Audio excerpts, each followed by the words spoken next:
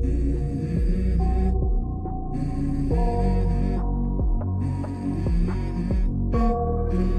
go.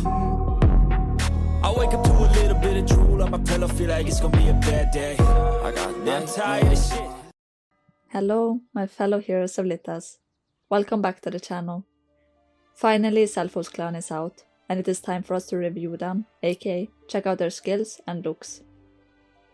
As usual, I will also discuss their compatibilities with other characters and team comps. And I will give you all my opinion on if we should summon for them or not. Do keep in mind it is just my own opinion, and you are free to do absolutely whatever you want. It is time for us to get started, but before that, I want to celebrate a little because it is this channel's birthday today. So happy birthday, YouTube channel. And I also want to thank my amazing subscribers and viewers for the amazing journey that we have been through, and for supporting me for the amazing journey that's ahead of us. Anyways, because of this, I want to start a small giveaway event. And you can join our special giveaways by subscribing to the channel. The effort of tapping the subscribe button gives you a chance of winning up to $170. For more information about this, check out the description below or watch until the end of this video, where I will talk about this giveaway in more details. Now, let's get back to the video. We will start the video by discussing about this clan's main trait. It is called enfeebling. As we can see on the screen, each of our champions' attack will reduce the target's strength by about 5% for 5 seconds. And this trait can ultimately reduce its target's strength by about 20%. To be honest, and I'm not gonna lie, I was kinda waiting for this trait. I mean, not this exact trait, but a stackable attack reducing trait like this.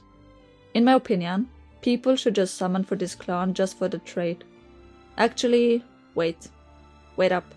I think I should give it a little bit more thought before coming to a conclusion. Anyways, let's check out the champions meanwhile.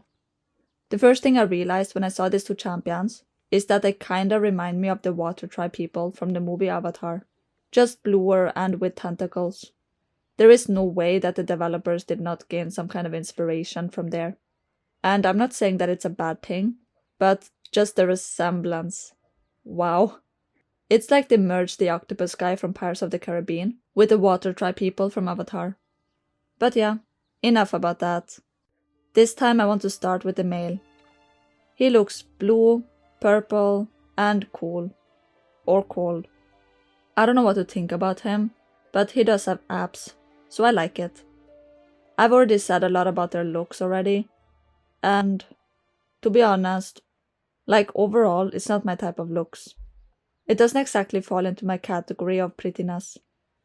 So yeah, if this judgment was solely based on looks, I would unfortunately give him a no.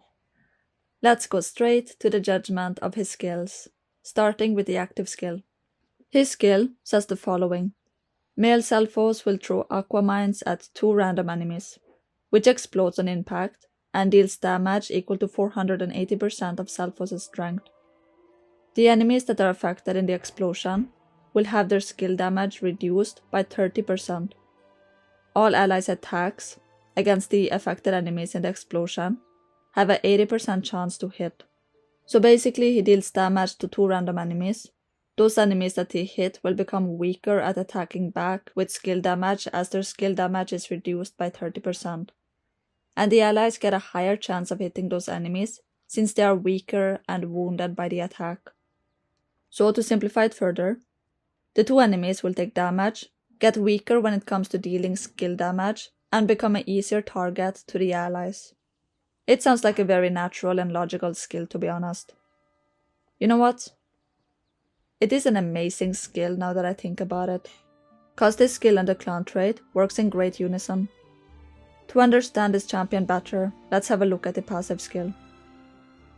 Hair Trigger. Really? That's a funny name. Anyways, this is what the passive skill says. Normal attacks have an 80% chance to throw an additional aqua mine, which attaches to the current target for 5 seconds. As long as it's attached, the target using an active skill will trigger the explosion, draining 200 energy from the target. So the passive skill basically say that our male Celphos has a very high chance of attaching an additional Aquamine to an enemy for 5 seconds. If the enemy uses an active skill while the additional Aquamine is attached, it will trigger an explosion that drains 200 energy points from the enemy.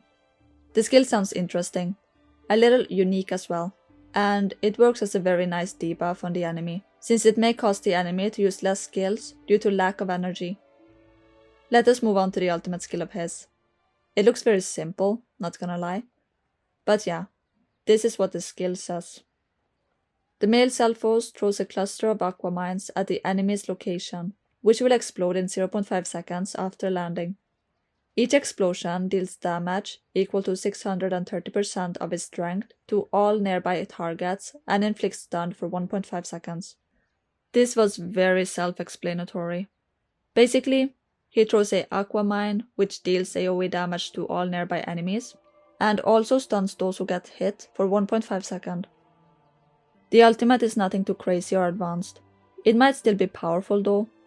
After all, certain things do not have to be complicated or hard to understand to be deemed powerful. That's not how things work. Anyways, before I give my opinion on if I would summon for him or not, let's see the female champion. In terms of looks, I think she's a pinky bit prettier compared to the male. But still, this is not my typical favorite type of appearance. Let's see the active skill of hers. This one reminds me of the male champion's ultimate. Obviously, it's not as strong, since it's just the active skill, you know. So, anyways, this is what it says. Female Celphos throws Aquamines at 3 random enemies. The 3 random enemies that were hit get paralyzed for 2 seconds and take damage equal to 300% of the champion's strength. Basically, she hit the 3 random enemies with a damage equivalent to 300% of the champion's strength, and she also paralyzes them for 2 seconds. Very simple and easy to understand. Next one up is the passive skill. Upon taking an attack, the female Celphos becomes immune to the damage and effects, spraying ink towards the attacker.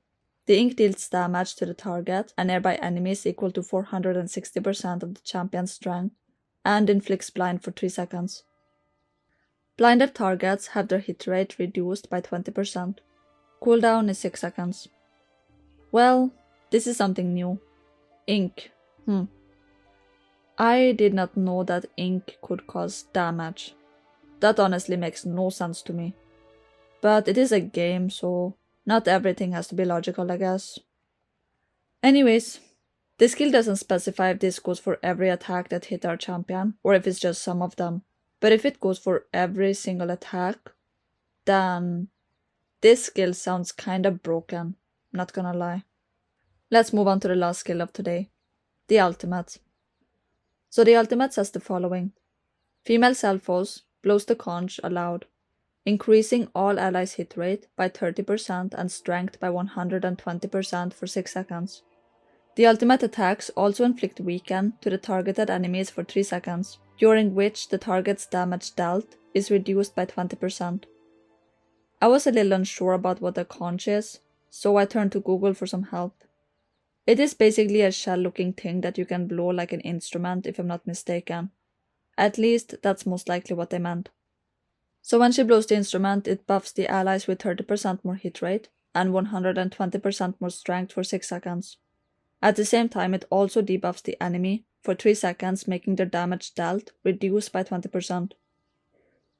The ultimate sounds kinda boring, like it doesn't exactly sound like an ultimate. It sounds more of a passive in my opinion.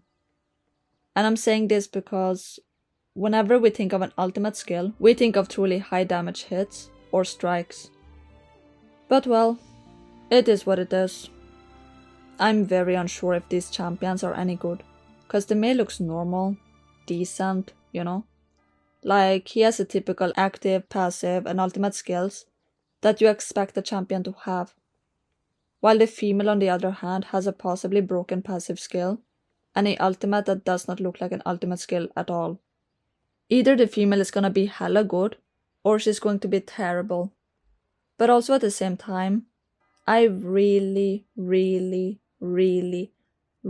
like the unison or the synergy that the male champion can achieve with his clan trait and passive skill working together.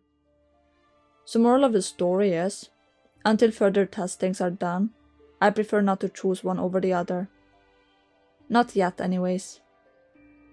Now it is time to answer the big question. Do I recommend for summoning on this clan banner? And the answer is yes. Like I've mentioned about, I really like the clan trait, and not to mention, the champions are quite decent as well.